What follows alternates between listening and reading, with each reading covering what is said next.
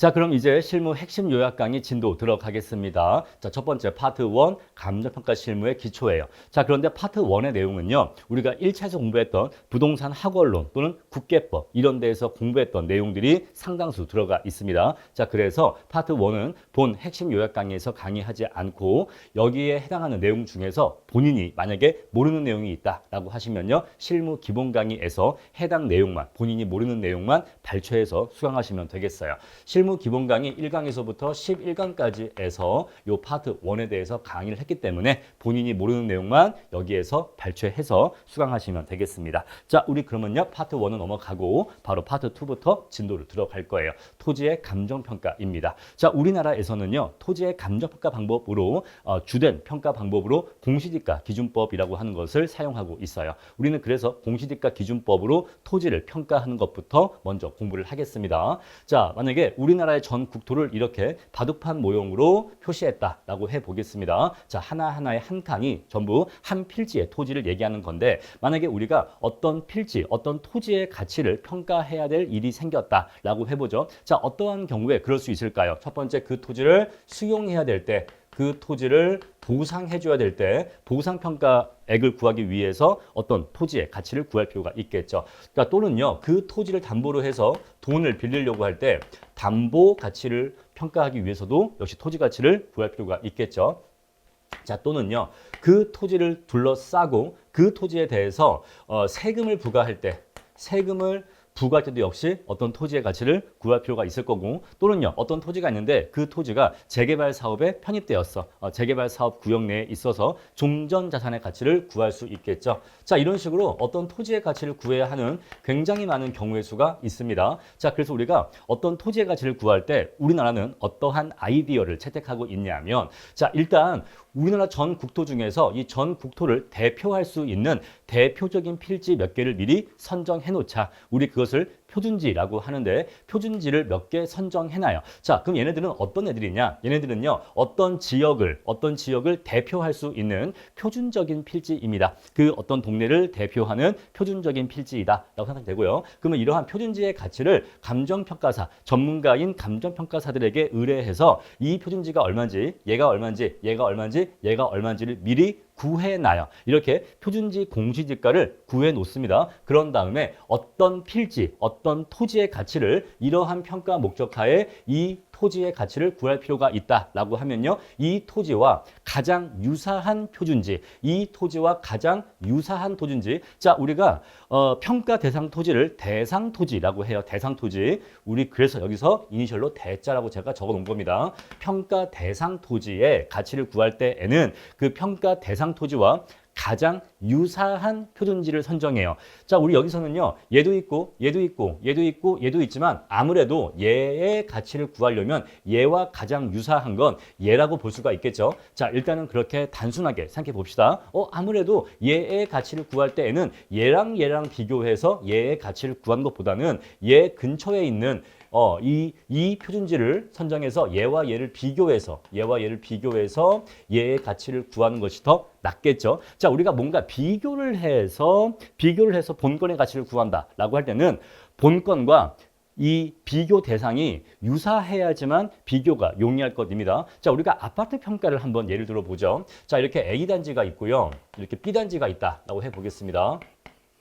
자, 그랬을 때 A단지에 어떤 아파트가 있고 1번 아파트가 있고 2번 아파트가 있어요. 그리고 B단지에 3번 아파트가 있습니다. 자, 우리 그랬을 때 A단지 안에 1번 아파트의 가치를 평가하려고 해요. 그런데 얘를 평가하려고 할 때 같은 단지에 있는 비슷한 아파트인 2번이라는 아파트의 거래 사례를 기준으로 해서 1번 아파트의 가치를 구하는 것과 다른 단지에 있는 3번 아파트의 거래 사례를 기준해서 1번 아파트의 가치를 구한 것과 둘 중에 뭐가 더 비교 작업이 용이할까요? 당연히 전자가, 얘가 더 비교 작업이 용이한 거예요. 왜 그럴까요? 둘이 굉장히 유사하기 때문에 비교할 게 별로 없거든요. 그죠? 왜냐면 같은 단지니까 단지 요인은 동일하겠죠. 그리고 여러 가지 요인들이 유사할 거예요. 따라서 동일하거나 유사한 것은 비교할 게 없고 차이가 나는 것만 비교하면 되는데 그러한 부분들이 얘에 비해서는 훨씬 더 적다는 거죠. 얘하고 얘는요, 차이가 굉장히 커요. 단지 자체가 달라요. 단지 자체가 달라버리면 단지 요인도 달라질 거고, 자, 그리고 만약에 요 단지는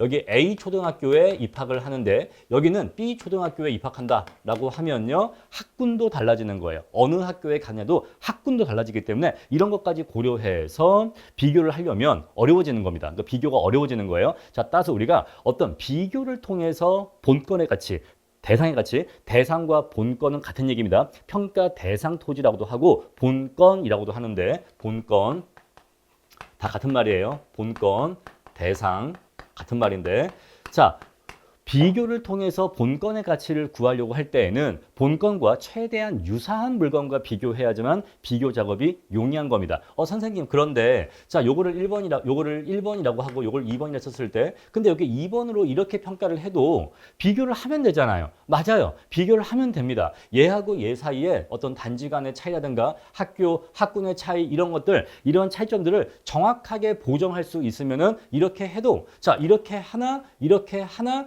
결과는 똑같이 나올 수 있어요. 이론적으로는 그래요. 이론적으로는. 그런데 실질적으로, 실무적으로는 굉장히 어려운 얘기예요. 지금 이론적으로는 얘하고 얘의 차이를 완벽하게 보정하면 되잖아요 라고 말할 수는 있지만 실무적으로는 굉장히 어려운 작업입니다. 그래서 굳이 그러한 리스크를 무릅쓸 필요가 없어요. 그래서 감정평가 할 때는 본건의 가치를 구할 때에는 본건과 가장 유사한 사례를 선정하는 것이 가장 이론적으로도 타당해요. 왜냐하면 그래야지만 오류를 줄일 수 있으니까. 아시겠죠? 아무리 우리가 전문가라고 해도 전문가도 이렇게 비교 보정을 하는 과정에서 오차나 오류가 발생할 위험이 있기 때문에 아무리 우리 전문가가 평가한다고 해도 애초에 본건과 가장 유사한 사례를 선정하는 것이 중요하다라는 말씀 드리겠습니다. 자, 이렇게 해서 우리가 대상 토지의 가치를 평가할 때 얘와 가장 유사한 표준지가 얘라면 얘를 기준해서 대상의 가치를 구하는 거예요. 자, 그럼 우리가 이 표준지 공시지가를 기준으로 해서 대상 토지의 가치를 구하는 기본적인 로직, 가장 기본적인 로직을 여러분들이 이해하셔야 됩니다.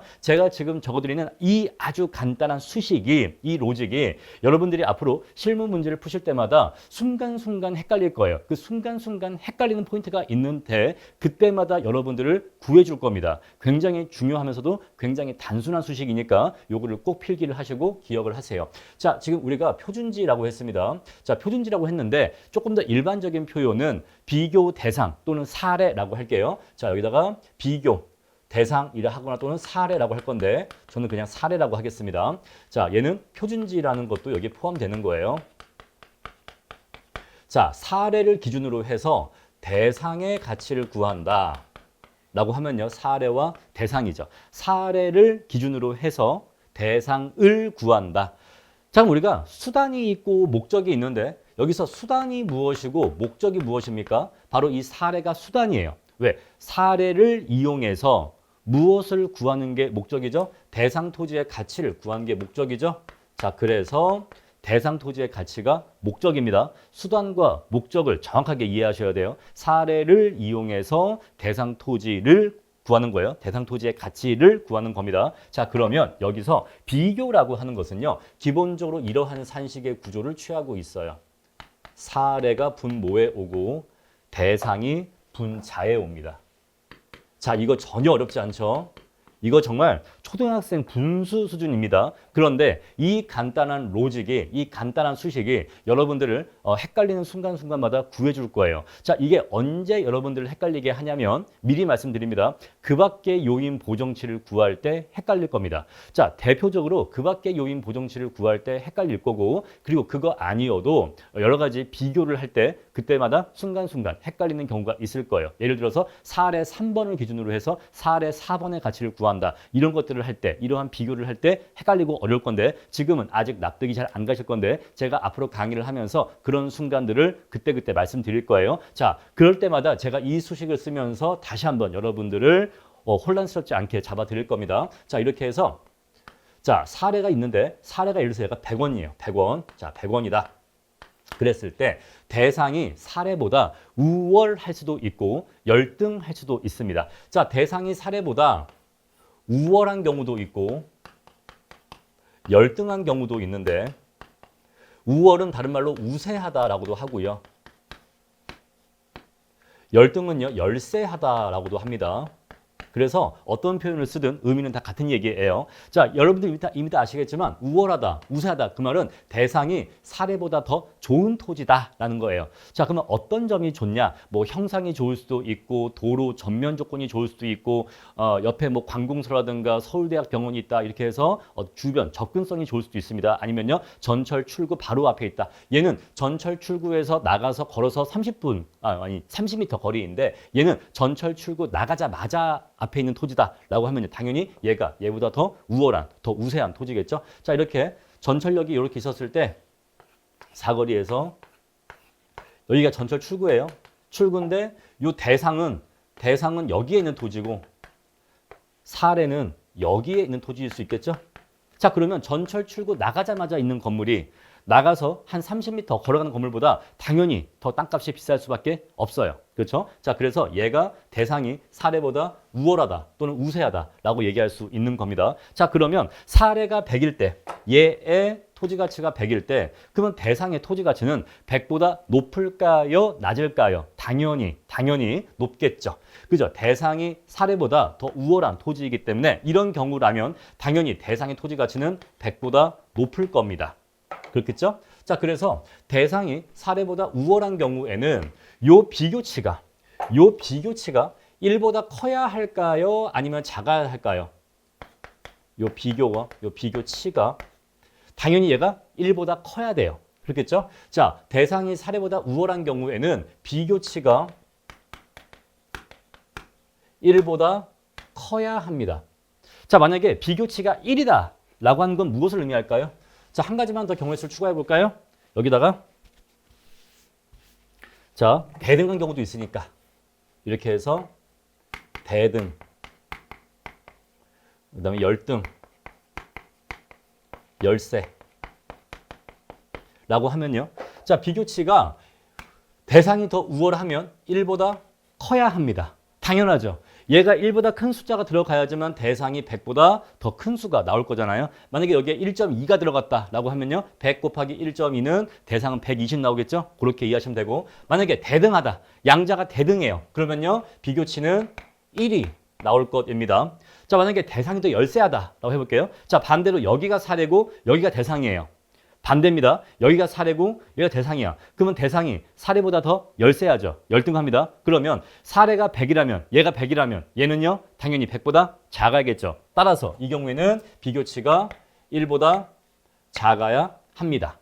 자, 이렇게 해서 이 비교치가 1보다 커야 되는지 1보다 작아야 되는지 아니면 1이어야 하는지 그것에 대해서 기본적인 아이디어가 바로 이거인 거예요. 대상이 사례보다 우월하냐, 대등하냐, 열등하냐 입니다. 아시겠죠? 자, 그래서 비교치가 1보다 크냐, 작냐가 이러한 의미를 갖고 있다는 거. 자, 그리고 여기 분수식에서 분모가 사례고 분자가 대상입니다. 분모가 사례고 분자가 대상이에요. 왜 그러냐라고 하면은 우리가 분수에서 약분이라는 거 이해하시죠? 자, 보시면요. 요 사례와 사례가 있고 여기에 대상이 있는데 자, 이게 이 사례와 이 사례가 동일한 의미는 아니에요. 여기서 이 사례는 사례의 가격을 의미하고 여기서의 사례는 사례의 비교 요인치를 의미하는데 정확하게 이렇게 수학적으로 약분이 되는 관계는 아닌데 의미적으로만 한번 이해해 보세요. 의미적으로만 여기 사례가 있고 여기 사례가 있으니까 만약에 얘와 얘가 이렇게 약분된다 라고 하면은 대상만 남게 되죠. 그래서 분모의 사례의 비교 요인치가 와야 되고 여기 분모의 대상의 비교 요인치가 와야 되는 거예요. 자, 이게 비교 요인치가 뭐냐? 이 대상에 대해서 점수를 매기는 거예요. 대체 이거는 몇 점짜리 토지인가? 대체 이게 몇 점짜리 토지인가? 점수를 매기는 겁니다. 얘도요, 역시 이 토지가 몇 점짜리 토지인가? 점수를 매기는 거예요. 자, 점수를 매겨봤더니 만약에 여기가 98점이야. 여기가 98점입니다. 그러니까 제가 개념적으로만 말씀드리는 거예요. 자, 98점이고 얘는요 105점이에요. 라고 한다면 얘는 98점, 얘는 105점. 그러면 여기에 뭐가 들어간다? 사례는 여기에 분모에 98점이 들어가고 분자에는요 105점이 들어가는 거예요. 그럼 여기에 비교치가 1보다 큰 수가 나오겠죠. 자, 만약에 얘를 그냥 1.1이라 합시다. 그냥 단순하게. 그래서 만약에 이 분수가 1.1이다 라고 한다면요 100 곱하기 1.1을 하면 대상이 110이 나오게 되는 겁니다. 자, 바로 이게 비교의 가장 기본적인 로직이에요. 자, 그래서 우리나라는요, 어떤 토지의 가치를 평가할 때 표준지 공시지가를 미리 몇 개를 구해 놓는다. 그리고 이 표준지 공시지가 평가 수수료가 여러분들의 앞으로 중요한 수입원 중에 하나가 될 겁니다. 이것도 꽤 많아요. 이것도 몇천 단위의 수입이 들어옵니다. 그래서 평가사의 수입이 한번 평가사로서 합격하고서 첫 번째로 연봉이 한번 뛸 때가 있는데 바로 그게 표준지 공시지가에 투입됐을 때 공시지가 업무를 할 수 있게 되었을 때 그 공시지가 수당이 주어지면서 그때 한번 연봉이 올라가고 그때부터 이제 평가사스러운 연봉을 받기 시작합니다. 일반 회사원보다 확실히 더 번다라고 하는 게 바로 공시지가 할 때부터 이제 연봉이 올라가고 그런 다음에 이제 그 다음에 법원 경매라든가 법원 소송이라든가 예를 중토의 재결 이런 것들을 할 수 있게 되면서 그때마다 할 수 있는 업무가 늘어나면서 나라에서 받는 업무가 증가하고 그에 따라서 연봉이 올라가게 되는 거예요.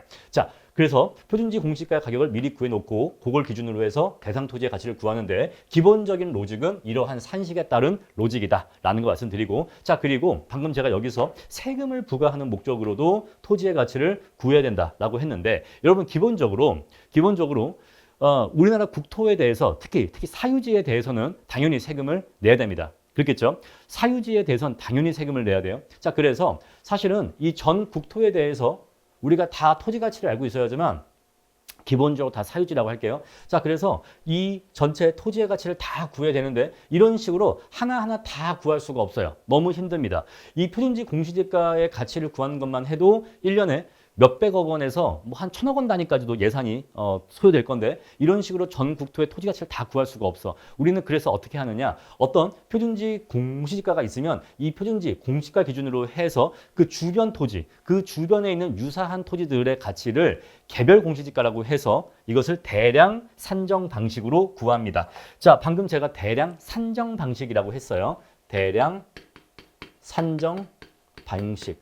방금 제가 표준지 공시지가에 대해서는 평가를 한다고 했습니다. 감정평가사가 조사, 평가한다라고 했고 개별 공시지가는 대량으로 산정한다라고 했는데 자, 평가라는 용어하고 산정이라는 용어는 다른 용어입니다. 요건 좀 구분을 해 주셔야 돼요. 감정평가 공부를 제대로 못하신 분들이 평가와 산정이라는 용어의 구분을 잘 못하시는데 그건 사실 전문가가 될 수 없는 겁니다. 왜? 기초 소양이 없는 거예요. 우리가 하는 게 평가인지 산정인지도 모르는 겁니다. 여러분 수학과 산수의 차이를 아십니까? 수학과 산수의 차이.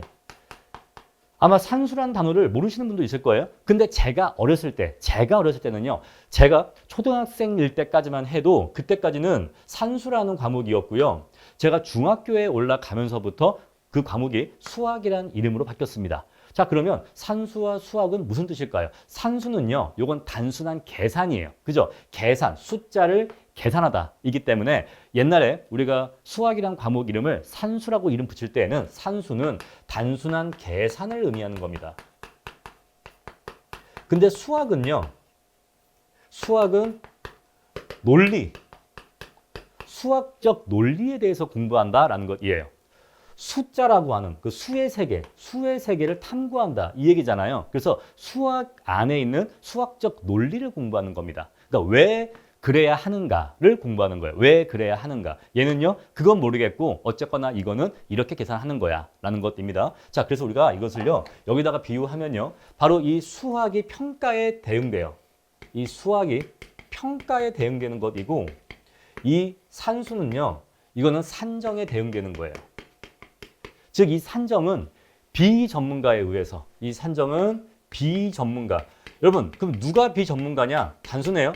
감정평가사가 아닌 사람은 싹 다 비전문가예요. 왜 그러느냐? 가치평가에 대해서는 유일하게 감정평가사만이 전문가로서 인정받기 때문에 그렇습니다. 자, 그래서 공인중개사 또는 이 개별공시가를 산정하는 지가 산정 담당 공무원 또는 뭐 국토부 공무원 뭐 그런 사람들 또는 뭐 토지 뭐 어떤 투자 컨설턴트 그런 사람들 우리 뭐 유튜브에 보면은 뭐 상가 투자 뭐 토지 투자 경매 투자 뭐 그런 거 전문가 그런 사람 나오잖아요. 그런 사람들 감정평가사 자격증이 없으면 싹 다 비전문가예요. 가치평가에 대해서는 그렇습니다. 아시겠죠? 가치평가에 대해서 어떤 토지 가치가 얼마냐라고 하는 그것을 구하는 거에 있어서는 다 비전문가인 거예요. 아시겠죠? 투자 전문가일 수는 있겠죠. 하지만 가치평가 전문가는 아니에요. 자, 그래서 감정평가사가 아닌 그 외는 싹 다 비전문가이고 이러한 개별 공시지가는 지가 산정 담당 공무원이라고 하는데 그냥 공무원이라고 할게요. 그냥 공무원이 요 업무를 담당합니다. 자, 그래서 이거 업무 담당하시다가 감정평가사라는 직업을 알게 되어서 감정평가사 시험 공부를 시작하시는 담당 공무원도 꽤 많이 있습니다. 자, 그래서 이 산정이라고 하는 것은 전문가가 아닌 비전문가가 이 토지의 가치를 구한 것인데 그러면 이런 비전문가가 어떻게 토지 가치를 구합니까? 평가사도 아닌데 평가에 대한 전문 지식도 없는데요. 자, 어떻게 하냐면 대량 산정 방식에 의하는 거예요. 대량 산정 방식에. 그럼 이 대량 산정 방식은 뭐냐? 바로 이게 다중 회귀 분석 모형이에요. 다중 회귀 분석이라고 하는 통계적 기법, 즉 통계적 기법을 이용해서 토지 가치를 구합니다. 자, 이 토지들에 대해서 개별적인 내용들이 있을 거예요. 이 토지는 형상이 어떤 형상이고 도로 전면 조건이 어떻고 평지인지 완경사인지 이런 것들, 그런 것들에 대해서 입력을 합니다. 그런 것들에 대해서 입력을 하면은 컴퓨터가 알아서 계산을 해줘요. 그래서 대량으로 산정합니다. 그런데 이렇게 대량으로 산정된 개별 공시지가가 정확하지 않을 수도 있잖아요. 자, 우리가 만약에 얘가 100입니다.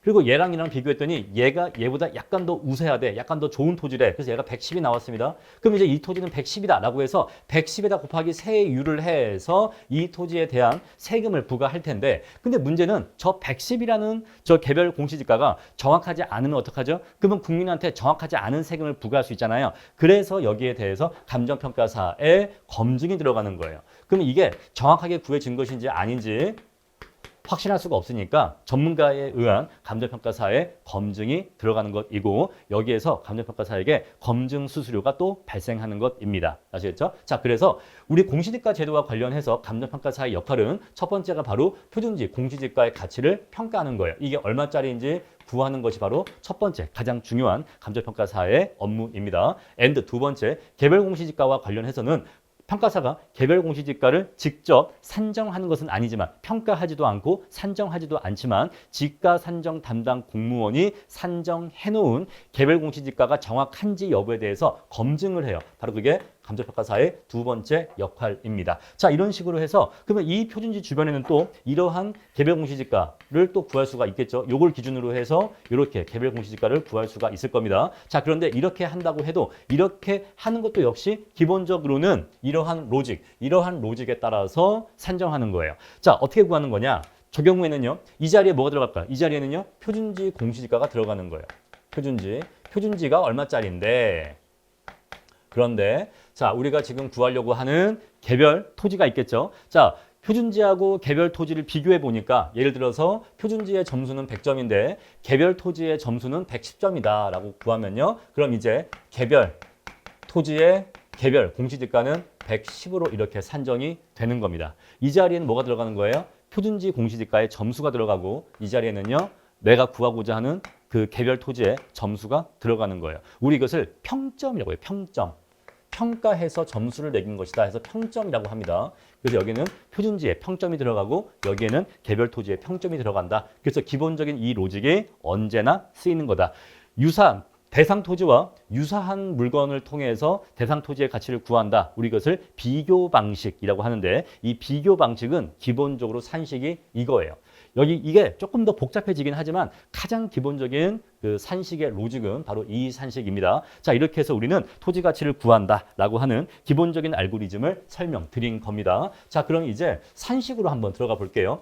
표준지 공시지가 기준법이라고 하는 이 평가 방법의 산식에 대해서 이제 알아보겠습니다. 자, 산식 보시면요, 맨 앞에 뭐가 나와요? 비교 표준지 공시지가라고 나옵니다. 만약에 이게 100이다 라고 해보겠습니다. 자, 우리가 단가를 표시할 때는요, 앞에 골뱅이 자를 씁니다. 이건 그냥 업계의 관행이에요. 이 골뱅이 자를 쓰면요, 단가를 얘기해요. 여러분들이 단가와 총액을 구분하셔야 되는데 당연히 알고 계시겠지만 제가 워낙 성격이 이러한 기초적인 것도 하나씩 꼼꼼하게 다 설명드리는 성격이라서 미리 말씀드립니다. 자, 한 번만 말씀드릴게요. 어떤 토지가 있는데 이 토지의 면적이 100제곱미터다 라고 해보겠습니다. 자, 그랬을 때 단가가 만약에 예를 들어서 자, 이렇게 10만 원이다 라고 해볼게요. 자, 단가가 10만 원이다 라고 한다, 이 말은요, 1제곱미터당 가격이 10만 원이다 라는 걸 의미하는 거예요. 아시겠죠? 자, 요거 골뱅이는 단가인데 당연히 1제곱미터당 가격을 얘기합니다. 자, 우리 그래서 요거는 어떤 뜻과 같은 뜻이냐면은, 자, 10만 원인데 원 제곱미터, 이 뜻과 같은 뜻이에요. 선생님, 그러면 왜 이렇게 쓰지 않고 골뱅이를 씁니까? 왜냐면요, 여러분 보세요. 요거 쓰는 것보다 요거 쓰는 게 훨씬 더 간단해요. 간단합니다. 훨씬 더 시간이 아껴져요. 우리는 그래서 관행적으로 요걸 쓰지 않고 그냥 앞에다가 이렇게 골뱅이 쓴다라는 것이에요. 자, 그럼 이제 1제곱당 10만 원이다라는 걸 얘기하는데, 그러면 이 토지의 총액은 얼마일까요? 총액은요, 단가 곱하기 면적이에요. 너무 단순하죠? 총액은 단가 곱하기 면적입니다. 다 아실 건데 그래도 처음이니까 한 번씩 제대로 말씀드리는 겁니다. 그래서 요거 곱하기 요거 하면요. 자, 그럼 이제 요렇게 되는 거예요. 자, 여기서는요, 골뱅이가 앞에 오면 안 되겠죠? 총액이니까. 그래서 10만 원인데 곱하기 100을 하면요, 0이 2개 증가하니까 요거 그래서 1천만 원이 되는 겁니다. 여러분들이 요거 이제 이 자릿수도 빨리빨리 읽으셔야 돼요. 자, 땡땡땡, 콤마, 땡땡땡, 콤마, 땡땡땡. 요렇게 말씀드려 볼까요? 자, 여기까지 말씀드릴게요. 여기까지. 자, 여기가 이제 원입니다. 원. 자, 우리가 왜 이 숫자를 읽는 게 처음에 좀 어렵냐면요. 우리가 평상시에 말하는 단위는 만 단위예요. 우리가 100만 원, 1000만 원 이렇게 얘기할 때 우리가 일상에서 사용하는 단어가 만 단위입니다. 만 단위. 그런데 이렇게 숫자를 3개마다 콤마를 찍는 방식은요. 이거는 미국 방식이에요. 미국이 그 숫자를 세는 단위가 그렇죠. 첫 번째 사우전드가 있죠. 천이 이제 사우전드고, 그 다음에 이제 밀리언이잖아요. 100만. 그 다음에 이제 빌리언이고. 그래서 얘가 사우전드, 얘가 밀리언, 얘가 빌리언 이렇게. 여러분 제 발음은 보지 마세요. 아시겠죠? 발음은 보지 마시고 우리가 영어에서 맞다 그렇구나. 우리가 영어에서 사우전드, 밀리언, 빌리언 이렇게 했던 것들이 영어는 이렇게 3단위씩 나가는 방식이구나. 그래서 이게 우리랑 좀 안 맞아요. 안 맞기 때문에 좀 헷갈립니다. 그런데 우리는 이제 여기에 적응을 하셔야 돼요. 자, 그래서 숫자가 콤마가 9개 찍히고 앞에 뭐가 있다? 그럼 얘가 10억이에요. 얘가 10억입니다. 딱 그래서 맨 앞대가리 숫자를 보자마자 30억이구나. 만약에 얘가 3자다라고 하면요. 30억 얼마구나. 30 얼마구나. 이렇게 딱 바로 읽으실 수 있어야 돼요. 그럼 당연히 얘 앞에 있다라고 하면요. 요거 이제 100억인 거예요. 당연한 거겠죠. 그래서 요것만 기억하시면 요거 앞에는 당연히 100억인 거예요. 9개. 뒤에 숫자가 9개 있는 겁니다. 요게 이제 10억인 거고. 그러면 이제 얘는요. 당연히 1000만 원대겠죠. 자, 10억이고 얘가 이제 억대고요. 억대고 요거 여기 숫자 6개, 숫자 6개 앞에 있는 게 바로 이게 100만 원 단위예요.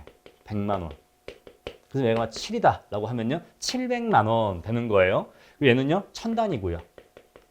그다음에 얘가 억이겠죠. 그러니까 1, 2 이렇게 해볼까요? 그러면은 431억 2,700만이 되는 겁니다. 그래서 자, 숫자 9개 앞에는 억인 거예요. 숫자 9개 앞에는 억이다. 그리고 숫자 6개 앞에는 100만 원이다. 100만이다. 라는 것이고, 자, 숫자 3개 앞은 너무 쉽죠? 요건 1000이에요. 요건 1000. 자, 아무래도 실무 강의 초반이다 보니까 별걸 다 말씀드리네요. 그런데 저는 이 강의를 이제 구상할 때 약간 어떤 컨셉으로 구상했냐면 약간 좀 실무 가외를 해드리는 느낌으로 강의를 해야겠다. 라고 생각을 했어요.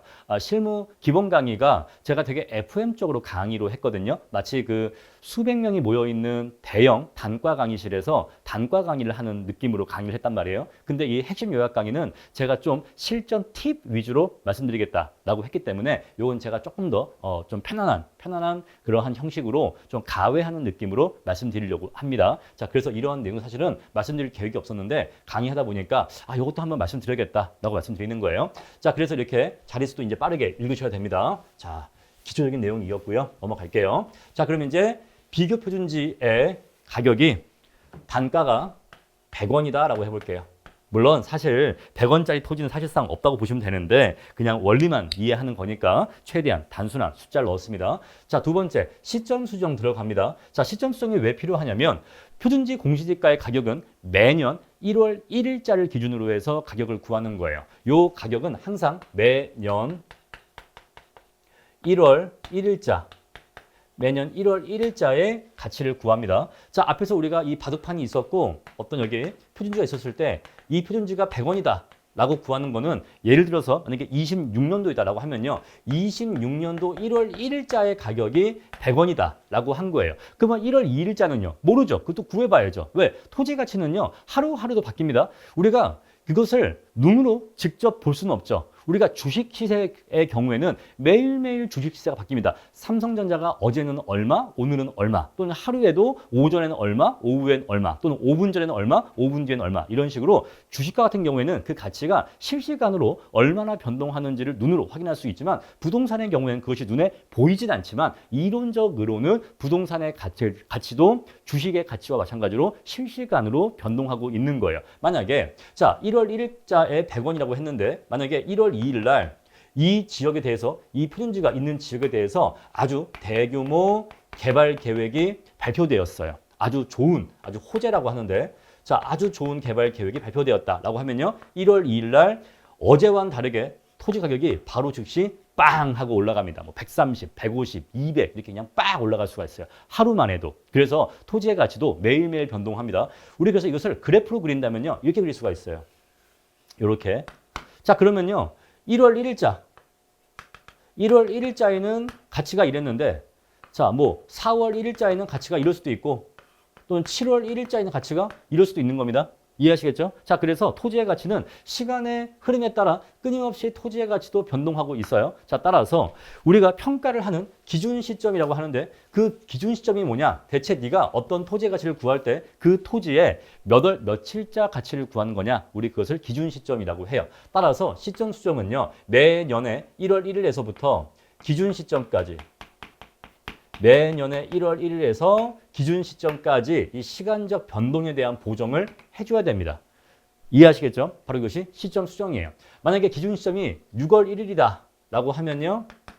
1월 1일에서부터 6월 1일까지의 시간적 변동에 대해서 반영을 해줘야 됩니다. 자, 우리가 예를 들어서 짜장면이 몇 년 전엔 얼마였다라고 얘기하지만 그때의 가격과 지금의 가격을 똑같이 비교하면 안 됩니다. 왜냐하면 몇 년 전의 물가 수준과 지금의 물가 수준은 똑같지 않기 때문이죠. 따라서 몇 년 전에 얼마였다 그것을 우리가 현재 가치로 환산하려면 시간적 변동, 그 사이에 물가가 얼마나 올랐느냐를 거기다가 반영해 줘야 돼요. 그런 개념으로 이해하시면 되겠습니다. 만약에 자, 이 사이 기간 동안에 토지 가치가 10%가 상승했다라고 해볼게요. 1월 1일자에서 6월 1일 사이에 이 기간 동안에 토지 가치가 전반적으로 10%가 상승했다라고 하면요. 똑같은 토지를 하더라도 1월 1일자가 아니라 6월 1일자로 가치를 구하면 그 토지의 가치는 이제 10% 업이 되어 있는 거예요.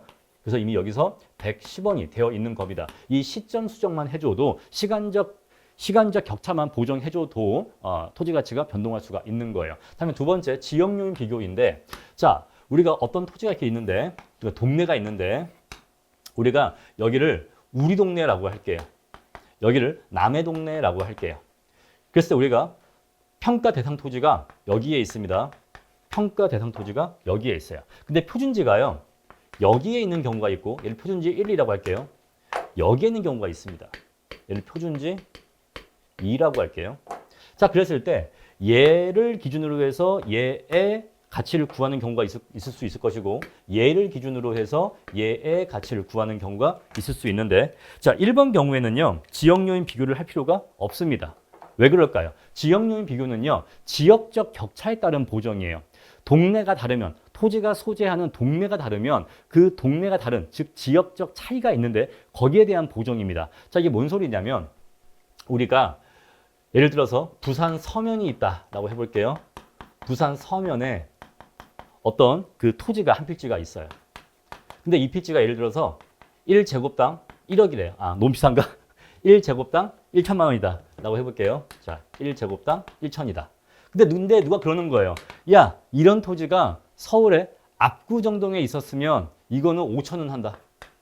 똑같은 토지가 만약에 부산이 아니라 압구정동에 있었으면 서울에서 땅값 비싸기로 유명한 압구정동에 있었으면 이 토지는 아마 한 5천 할걸?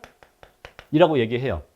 그럼 이건 왜 그런 건가요? 이 토지와 이 토지는 모양이라든가 면적 이런 것들이 다 똑같아. 다 똑같은 토지인데 똑같은 토지지만 똑같이 생긴 토지이지만 이 토지가 이 동네에 있는 게 아니라 다른 동네에 있었다면 이 토지 가치는 얼마였을 것이다 라고 하는 것은 바로 이 토지 자체의 우월과 열등 때문이 아니라 그 토지가 소재하고 있는 동네의 지역적 격차에 따른 거예요. 왜냐하면 부산 서면이라는 동네보다 이 지역보다 압구정동이라는 동네가 전반적으로 지가 수준이 높아요. 그래서 동일한 모양과 동일한 면적 또는 동일한 개별적 요인을 갖춘 그러한 토지라면 그 토지가 부산 서면에 있었을 때는 1제곱당 1천만 원인데 그 동일한 토지가 만약에 이 토지가 이 동네가 아니라 저 동네에 있었다면 1제곱당 5천 원 할 거다라고 하는 것은 그 개별 토지가 우월하고 열등한 문제가 아니라 똑같은 토지일 때 이 동네에 있으면 얼마인데 다른 동네에 있으면 얼마다라는 것이기 때문에 바로 이것은 지역적 격차에 대한 보정이 되는 겁니다. 그런데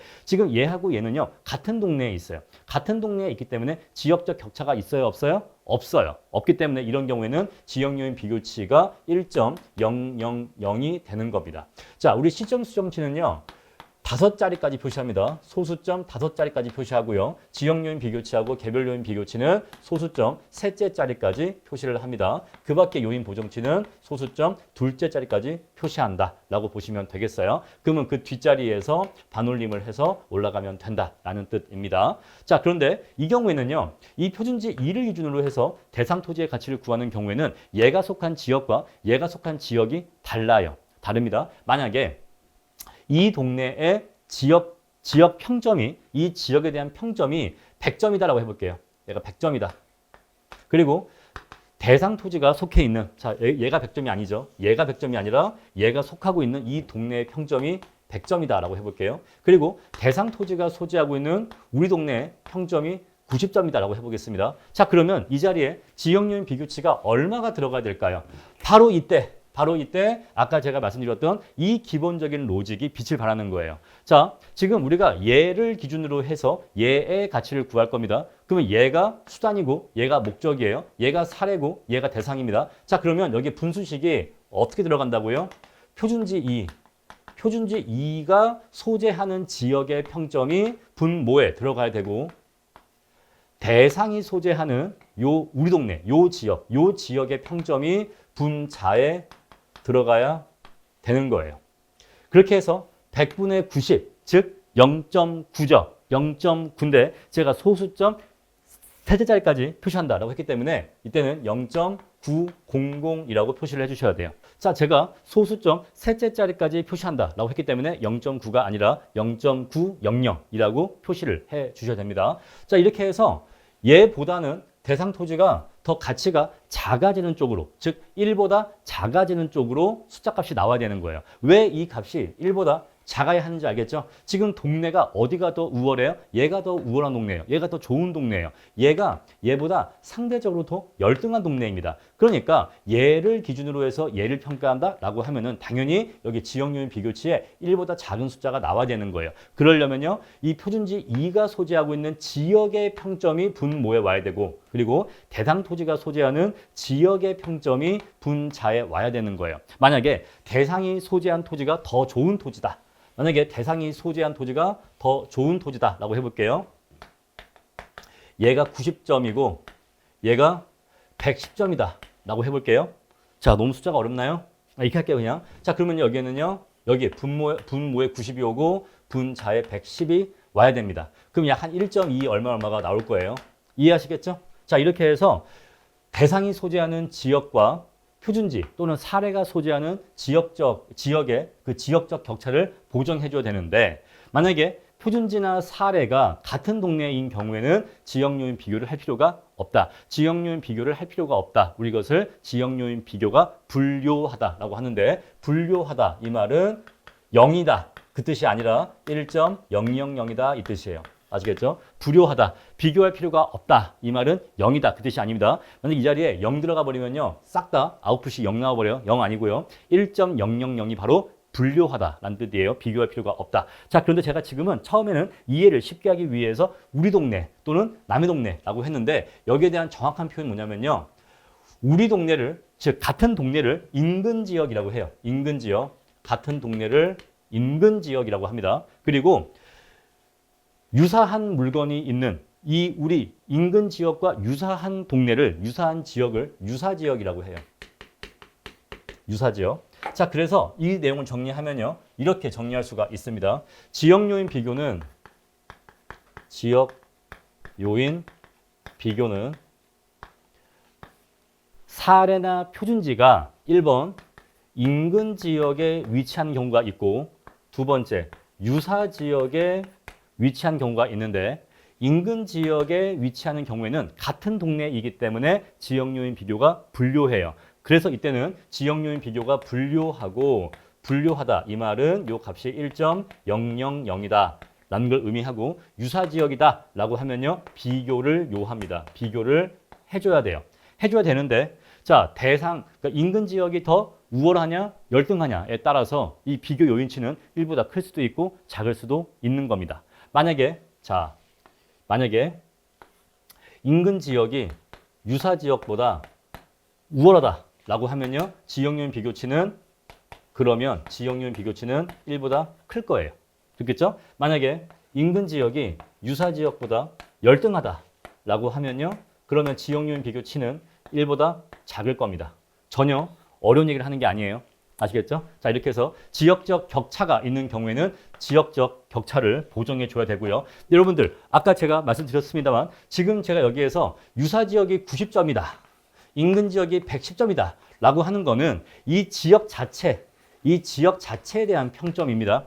아시겠죠? 자, 그리고 뒤에 가서 자세히 말씀드릴 건데 지역 요인 비교는 일단 이 정도 말씀드릴게요. 원래 조금 더 들어가려고 그랬는데 뒤에 가서 지역 요인 비교 들어갔을 때 조금 더 보충 설명 드릴게요. 지금 이 점수는 요 개별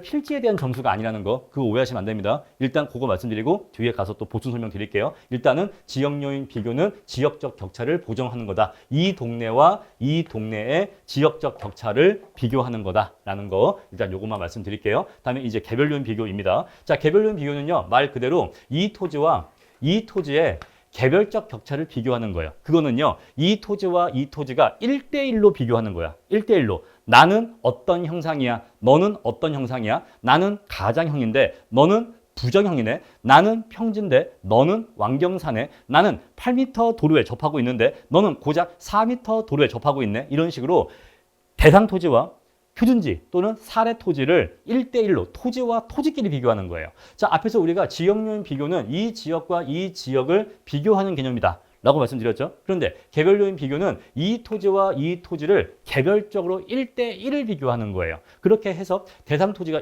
예를 들어서 얘가 부정형이에요. 부정형. 형상이 막 엉망이다 이 얘기입니다. 막 이런 식으로 형상이 엉망이에요. 근데 대상 토지는 정방형이야. 자, 이게 딱 정사각형 모양이다 라고 해볼게요. 그 여러분들 상식적으로 어떤 토지가 더 좋은 토지겠어요? 당연히 형상이 더 깔끔하고 좋은 토지가 얘가 더 좋은 토지겠죠. 그러면은 개별적인 격차에 있어서 얘가 대상이 표준지보다 우월해요, 열등해요? 우월해요. 우월합니다. 우월하기 때문에 역시 이 개별용 비교치도 1보다 큰 숫자가 나와야 하는 거예요. 자, 그래서 역시 개별용 비교치도 분수식이 오라고 했죠? 사례 또는 표준지가 분모에 오는 거예요. 그리고 대상이 분자에 오는 겁니다. 자, 그랬을 때 표준지는 부정형이니까 이 자리에 뭐가 오는 거예요? 이 자리에 부정형으로서의 평점이 오는 거예요. 부정형이면 몇 점이다. 그러면 대상은요? 정방형이니까 이 자리에는요? 정방형으로서의 평점이 오는 겁니다. 자, 그랬을 때 만약에 부정형의 점수가 8점이다. 부정형이면 80점이라고 하고 정방형이면 100점이라고 하면요. 이렇게 해서 뭐 약간 1.2 얼마 나오겠죠. 1.3까지는 안 나오고 1.2 얼마 나오겠네요. 이런 식으로 해서 1보다 큰 숫자가 나오는 거예요. 왜? 대상은 정방형인데 표준지는 부정형이야. 그래서 개별적 요인을 개별적으로 비교해 보면 이 토지보다는 이 토지가 20% 정도, 20 몇 %가 우월하거든요. 같이 증가 요인이 있는 거거든요. 이렇게 해서 개별 요인 비교까지 해주는 겁니다. 자, 그럼 이제 마지막으로 그 밖의 요인 보정이 있는데 이게 이제 공시지가 기준법의 하이라이트예요. 사실 지금은 제가 처음이니까 하나하나 다 말씀드렸습니다만 나중에 이제 문제를 푸시다 보면은 공시지가 기준법은 결국 이 그 밖의 요인 보정이 가장 어려운 포인트다라는 것도 알고 계실 거고 아시게 될 것이고 그리고 실제로 현업에서도 이게 가장 문제가 돼요. 공시지가 기준법으로 그 토지 가치를 구할 때 이제 어떤 심사를 받거나 그랬을 때 요 앞부분 사실 잘 보지도 않아요. 여긴 잘 보지도 않아. 문제가 뭐다? 요게 중요한 거예요. 그 밖의 요인 보정이 제일 중요합니다. 왜냐하면 여기가 숫자가 커요. 뭐 여기는 뭐 1.03 뭐 이 정도 한 3% 정도. 그리고 여기는요 다 대부분 1이에요. 왜? 유사 지역에서 사례를 또는 표준지를 선정하는 경우가 현업에서는 사실상 없다고 보시면 돼요. 그런데 수험 실무에서는 여러분들 시험 보시는 수험 실무에서는 어떤 그 논리력을 묻기 위해서 이제 문제에서는 유사 지역에서 사례를 선정하는 경우를 주기도 하는데 현업에서는 99.9%가 인근 지역 내에서 선정하는 거다라고 보시면 돼요. 그래서 사실상 여기는 그냥 1.000이라고 그냥 보시면 되고 개별련 비교는요. 뭐 격차가 있어봤자 플러스 마이너스 한 15%? 요걸 잘 넘지 않아요. 사실은 15%도 좀 꽤 큰 경우이고 격차가 작습니다. 뭐 좋아봤자 15% 좋은 거고 안 좋아봤자 15%안 좋은 건데 왜 격차가 크지 않냐면 애초에 사례를 선정할 때 표준지를 선정할 때 애초에 대상과 되게 유사한 걸 선정하기 때문에 이 개별적 격차가 그렇게 크게 나지가 않는 겁니다. 애초에 사례나 표준지를 선정할 때 유사한 걸 선정하기 때문에 그래요. 아시겠죠? 자, 그런데 문제가 뭐냐? 이 개별련 비교치는요.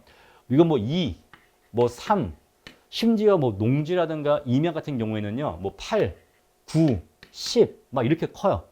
그래서 어떤 우리가 대가 있죠, 주상공로, 주거나 상업지, 이런 것들로 이용되는 거, 공업지, 주상공으로 이용되는 거, 그러한 대로 이용되는 경우에는 얘가 뭐 한 2에서 3 정도?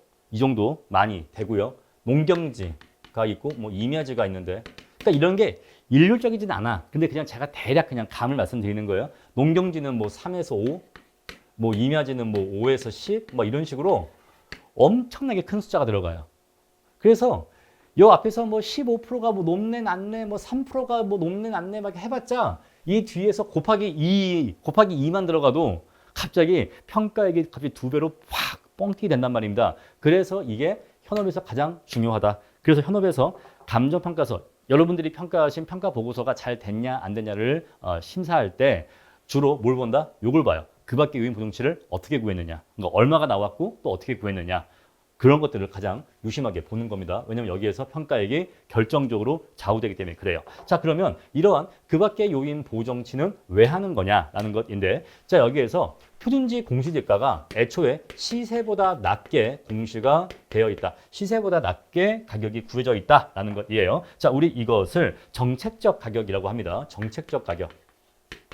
공시지가가 시세보다 낮다라고 하는 것은 아마 대부분 수험생분들께서 감정평가 시험 공부를 하지 않아도 이미 상식적으로 알고 계시는 내용일 거예요. 맞습니다. 공시지가는 시세보다 낮게 평가가 돼서 낮게 공시가 돼요. 그 왜 그렇게 하는 것이냐에 대해서는 이제 이론에서 이제 공부를 하실 거고, 어쨌거나 공시지가는 다양한 행정 목적에 사용돼요. 이거는 뭐 세금 부과하는 거 여기 한 가지에만 사용되는 게 아니라 굉장히 많은 여러 가지 행정 목적에 다양하게 활용이 됩니다. 그래서 그 토지 가치를 시세로 구하는 것도 어렵고, 왜냐하면 시세라고 하는 것을 알기가 어려워요. 그러니까 시세 자체가 정확하게 알기가 어렵고, 그리고 이 공시지가를 기준으로 해서 국민들한테 세금을 부과하기 때문에 이 세금을 지나치게 많이 부과하게 되는 경우가 될 수도 있어요. 예를 들어서 우리가 1월 1일 날에는 토지 가치가 이렇게 높았어요. 자, 1월 1일 날에는 얘가 1월 1일이에요. 이때는 토지 가치가 100원이었습니다. 근데 세금을 부과할 때는 만약에 4월 1일 날 세금을 부과했는데, 세금을 부과할 때는 부동산 경기가 급 침체돼서 이제 얘가 90밖에 안 해. 그런데 우리가 1월 1일자를 기준으로 해서 곱하기 세율을 해버리면 지금은 토지 가치가 90밖에 안 하는데, 저 토지 가치가 비쌌을 때를 기준으로 해서 세금을 부과해버리면 국민들이 반발하겠죠. 반발합니다. 그래서 이러한 일을 방지하기 위해서 그 재산 가치보다 더 높은 세금을 부과하는 거예요. 이래버리면 그러니까 반대의 경우라면 사실 별 문제가 안 돼. 그죠? 이때가 100이었는데 이때가 110이야. 근데 나라에서 110이 아니라 100을 기준으로 해서 세금을 부과한대. 그러면 국민들은 아마 가만히 있을 겁니다. 좋아할 거예요. 그런데 이 문제는 이 반대의 경우가 발생해 버리면은 국민들이 굉장히 반발할 겁니다. 그래서 정부에서는 그런 일을 방지하기 위해서 애초에 약간 시세보다 낮게 하는 거예요. 그래서 이것보다도 미리 낮게 구해놓는 거예요. 얘가 90이다? 그럼 여기서 애초에 80을 기준으로 공시하는 겁니다. 그러면 토지 가치가 내려갔다고 해도 여전히 90이니까 80보다 높잖아요. 그러니까 80을 기준으로 해서 세금을 부과해도 국민들이 반발하지 않겠죠. 어쨌거나 이러한 여러 가지 실무적인 이유 때문에 공시지가는 시세보다 낮게 공시가 돼요. 그래서 근데 우리가 국민의 토지를 만약에 보상평가한다. 자, 공익사업이 시행되니까 어떤 국민의 토지를 보상금을 주고 강제로 뺏으려고 해. 그랬을 때 이 토지 가치를 공시지가가 애초에 시세보다 낮게 돼 있으니까 예를 들어서 얘가 시세보다 30% 낮게 돼 있어. 라고 해보죠. 그러니까 요걸 기준으로 해서 구해 보면은 이런 것들을 한다고 해도 이 결과가 아웃풋이 시세보다 30% 정도 낮은 수준으로 구해질까요? 네, 그럴 겁니다. 애초에 시작 자체가 토지의 시세보다 30% 낮은 가격을 기준으로 해서 시작했기 때문에 여기까지 왔었을 때 그 값은 시세보다 30%쯤 낮은 가격이 구해진 상태일 거예요. 아시겠죠? 그런데 그 30% 낮은 가격으로 국민한테 자, 30% 낮게 나왔으니까 요거 받고 꺼져 라고 해버리면 국민들은요, 장난 아닙니다. 난리 아닐 거예요. 엄청나게 반발할 겁니다. 그래서 객관적 가치를 보상해줘야 돼요. 그 토지의 객관적 가치. 그냥 쉽게 얘기하면 시세대로 보상을 해줘야 돼. 자, 우리가 이것을 이제 그 보상법규나 감정평가 이론에서는 이제 여러 가지 막 정확한 표현들이 있는데 우리 실무는 그냥 땅값 구하는 거예요. 계산해서 땅값 구하는 거니까 그냥 쉬운 용어로 말씀드리겠습니다. 시세대로 보상을 해줘야 돼. 그러면은 이 30% 낮게 공시되어 있는 것을 업을 해줘야 돼요. 업. 그럼 업을 어떻게 하면 될 수 있을까요? 자, 원래 시세가 얘가 100이야. 근데 30% 낮게 공시되니까 애초에 공시가 70에 공시가 되어 있었어요. 30% 낮게 공시가 되어 있었습니다.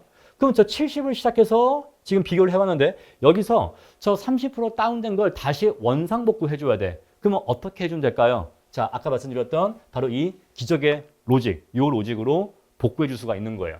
자, 이 자리에 70분의 100이 오면 됩니다. 이 자리에 70분의 100이 오면 30% 낮게 공시가 된 것이 다시 원복이 돼요.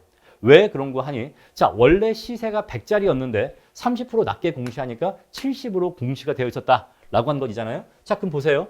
70으로 공시가 되어 있었는데 자, 일단 요건 무시하시고 여기에서 요건 무시하시고 그냥 지금 시세만 얘기합시다. 시세 반영률만 얘기합시다. 이런 것도 일단 무시하고 자, 원래 시세가 100인데 공시가 70에 되어 있었어. 근데 저걸 다시 100으로 다시 시세 수준을 다시 원복하려고 합니다. 자, 그러면요. 70에 되어 있었는데 여기다가 70 곱하기 100을 해주면요. 얘가 100이 나오는 거예요. 이해하시겠죠? 그럼 여기서 70은 뭐예요? 바로 표준지 공시지가의 수준이고 가격 수준이고 요건 뭐죠? 요거는 시세 수준이 오는 거죠. 근데 우리는 대상 토지의 가치는 대상 토지의 시세를 구하는 거예요. 그러니까 얘는 대상 토지의 시세 수준이라고 얘기할 수가 있겠죠. 이렇게 해서 표준지의 평점이 분모에 오고 대상의 평점이 분자에 오면은 30% 다운되어 있던 공시지가를 다시 시세 수준으로 원복할 수가 있는 겁니다. 보정해 줄 수가 있는 거예요. 그래서 이 논리가 여기에서도 역시 똑같이 활용되는 겁니다. 그래서 제가 이 공시지가 기준법 또는 비교 방식을 이해하실 때는 요 산식, 요 기본적인 요 산식을 정확하게 이해하는 게 중요하다라고 말씀드린 겁니다. 요거를 정확하게 이해하면 이럴 때 헷갈리지 않아요. 여기다가 그러면 30% 다시 업해야 되면은 여기 곱하기 1.3 하면 되는 거 아니에요? 아니에요. 그게 아닙니다. 곱하기 1.3을 하는 게 아니에요. 70분의 100을 해줘야 돼요. 이거 정확하게 구하면요. 이게 아마 1.33 얼마 나올 겁니다. 다른 얘기예요. 요거랑 요거는 다른 얘기예요. 30% 다운과 30% 업은 다른 얘기예요. 자, 30% 다운 시킬 때 0.7 곱했다. 그러면 이것을 30% 업하는 거는 1.3 아니냐? 다시 원래대로 돌리는 것은 곱하기 1.3 아니냐? 요거 아니에요. 요거 아닙니다. 왜냐하면 애초에 70%를 30% 다운 시킬 때 얘가 100분의 70을 곱한 거예요.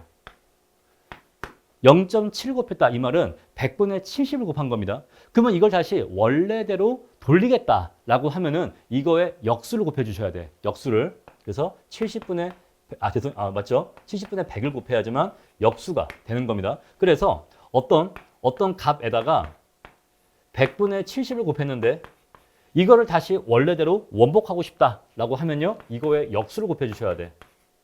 그래야지만 원래 값이 나오는 겁니다. 그래서 0.7을 곱했는데 30% 다운 시켰네. 나 그럼 이거 다시 원래대로 원복할래 했었을 때 곱하기 1.3을 하면 안 되는 거다 이 얘기예요. 그러면 이 숫자 값이 정확하게 안 나와. 로직 이해하시겠죠? 자, 그래서 요게 여러분들의 어떤 상식과 약간 다릅니다. 느낌과 달라. 30% 다운은 쉽죠? 30% 다운은 곱하기 0.7 하면 되잖아요? 그런데 다시 30% 원래대로 다시 30% 업을 해주는 건 1.3을 곱하는 게 아니라 70분의 100을 곱하는 거예요. 왜 그런지 지금 이유 말씀드렸습니다. 자, 이렇게 해서 그 밖에 위인 부동시까지 곱하면 이제 시세 수준까지 반영해 준 대상 토지의 가치를 구할 수가 있는 건데 우리 이것을 비교 방식으로 구한 거죠. 표준지와 대상 토지를 비교해서 표준지는 이런데 대상은 이래. 또 표준지는 이런데 대상은 이래. 이렇게 해서 표준지와 대상을 비교해서 구한 겁니다. 우리 이것을 비교 방식이라고 하는데 비교 방식으로 구한 평가액을 우리는 비준가액이라고 해요. 비준가액. 비교 방식을 통해서 구한 평가액을 비준가액이라고 합니다. 근데 공시지가 기준법으로 구한 거니까 공시지가 기준법에 의한 비준가액이라고 표현을 하시면 정확하게 표현을 하신 거고 그럼 이 비준가액이 공시지가 기준법 말고 또 있는데 바로 그것이 거래사례 비교법이에요. 그래서 여기 앞에 거래사례 비교법에 의한 비준가액도 있는 겁니다. 자, 그래서 그냥 비준가액이라고 하면은 이 비준가액이 공시지가 기준법으로 구한 것인지 거사비로 구한 것인지 분간이 안 돼. 그래서 정확하게 표현하려면요. 공시지가 기준법에 의한 비준가액 또는요. 거래사례 비교법에 의한 비준가액 이렇게 해줘야지만 양자를 구분할 수 있는 거예요. 그래서 비준가액은 두 가지가 있다. 비준가액은 공시지가 기준법에 의한 비준가액이 있고 거래사례 비교법에 의한 비준가액이 있다라고 하는 거 이렇게 말씀드린 겁니다. 자, 이렇게 해서 공시지가 기준법이라고 하는 것이 기본적으로 어떠한 아이디어에 근거해서 토지의 가치를 평가하는 것이고 그 공시지가 기준법의 가장 기본적인 이 산식이 어떠한 로직으로 이루어져 있는 것인지에 대해서 설명을 드린 겁니다.